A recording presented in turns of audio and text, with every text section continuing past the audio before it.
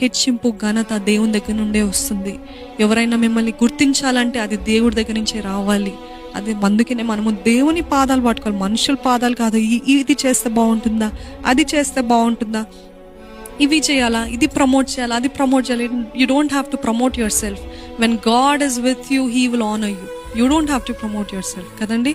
మిమ్మల్ని మీరు హెచ్చించుకోవాలనే ప్రయత్నాలు దయచేసి చేయకుండా, దేవుడు మీ పక్షాన ఉంటే, దేవుని అభిషేకము మీ పైన ఉంటే, దేవుడు మిమ్మల్ని నడిపిస్తున్నట్లయితే, దేవుని ఆత్మ మీలో ఉంటే ఆయననే మనల్ని హెచ్చించేది.